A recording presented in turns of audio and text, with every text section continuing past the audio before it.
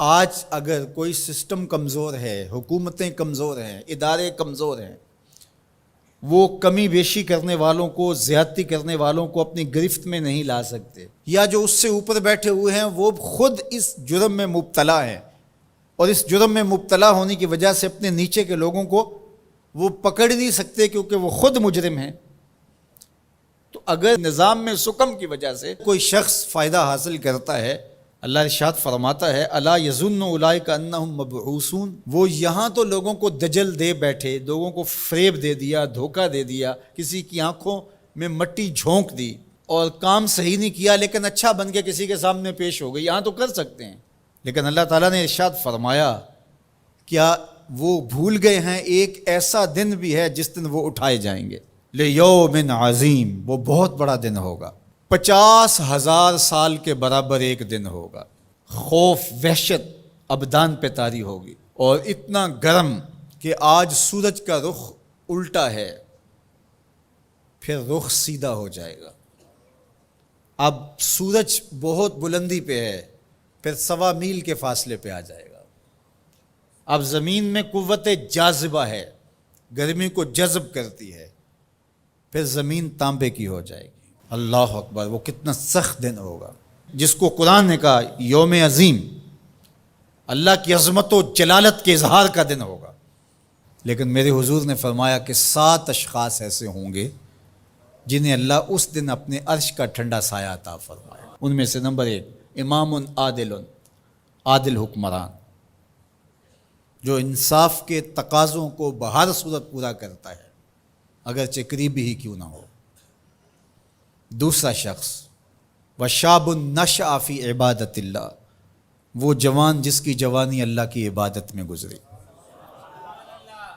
آج تو میرے جوان کی جوانی سوشل میڈیا پہ گزر رہی ہے، آج میرے جوان کی جوانی تو گلیوں چوکوں اور بازاروں میں گزر رہی ہے۔ تیسرا شخص وَرَجُلٌ قَلْبُهُ مُعَلَّقٌ بِالْمَسَاجِدِ، وہ آدمی جس کا دل مسجدوں سے جڑا رہتا ہے، مسجد سے نکلنے کو جی ہی نہیں چاہتا۔ کتنے خوش نصیب لوگ ہیں جو مسجدوں کے ساتھ جڑے ہوئے ہیں۔ ایک روایت میں فرمایا جس شخص کو مسجد کی دیکھ بھال کرتے دیکھو، مسجد کی صفائی کر رہا ہے، وہاں پڑی ہوئی کوئی نامناسب چیز اٹھا رہا ہے، مسجد میں روشنی کا انتظام کر رہا ہے، مسجد میں خوشبو کا انتظام کر رہا ہے، مسجد کے کاموں میں لگا ہوا، اگر کسی شخص کو دیکھو اس کے ایمان کی گواہی دے دو، یہ بندہ مومن ہے، یہ مسلمان بندہ ہے۔ تو فرمایا چوتھا شخص وَرَجُلٌ دَعَتْهُ امْرَأَةٌ ذَاتُ مَنْصِبٍ وَجَمَالٍ فَقَالَ إِنِّي أَخَافُ اللَّهَ، وہ جوان جس کو کسی خاتون نے دعوت گناہ دی اور صاحب منصب بھی تھی، صاحب جمال بھی تھی، اور قدموں میں حسن بچھنے کے لیے خود بےتاب ہوا، اور اس جوان نے آگے سے کیا کہا انی اخاف اللہ، تیری بات کیسے مانوں، رب سے ڈر لگتا ہے۔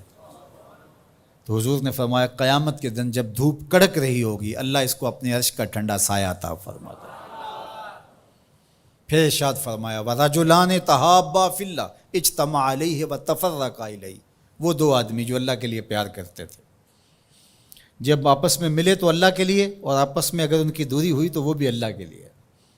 رضائے الہی ان کا مقصود تھا، ان کی دوستی کا سبب اللہ کی رضا تھا۔ چھٹا شخص ارشاد فرمایا وَرَجُلٌ تَصَدَّقَ بِصَدَقَةٍ فَأَخْفَاهَا حَتَّى لَا تَعْلَمَ شِمَالُهُ مَا تُنْفِقُ يَمِينُهُ، وہ شخص جس نے صدقہ کیا اور اتنے مخفی انداز میں کیا کہ جو دائیں ہاتھ نے صدقہ کیا بائیں کو خبر بھی نہیں ہوئی۔ اللہ اکبر، ہم نے اپنے بزرگوں کا یہ مزاج دیکھا ہے کہ وہ دیتے ہوئے جس کو دے رہے ہیں اس سے بھی آنکھیں نہیں ملا رہے ہوتے کہ اس کو کوئی شرمندگی نہ ہو۔ اور 7واں شخص وَرَجُلٌ ذَكَرَ اللَّهَ خَالِيًا فَفَاضَتْ عَيْنَاهُ، وہ شخص جس نے تنہائی میں بیٹھ کے اللہ کا ذکر کیا، کوئی دیکھنے والا نہیں تھا، اکیلا بیٹھا تھا اور اللہ کا ذکر کر رہا، محبت الہی کی وجہ سے اس کی آنکھوں میں آنسو امڈ آئے۔ تو میرے اور آپ کے آقا و مولا فرماتے ہیں قیامت کے دن جب کوئی سایہ نہیں ہوگا اللہ اسے اپنے عرش کا ٹھنڈا سایہ عطا فرمائے۔ اللہ ہمیں رحمت للعالمین کا صدقہ جہنم کی سختیوں سے نجات عطا کرے اور ایسے اعمال بجا لانے کی توفیق دے جو جنت کے راستے کا سبب بنے اور جہنم سے آزادی کا مجدہ جاں فضا بنے۔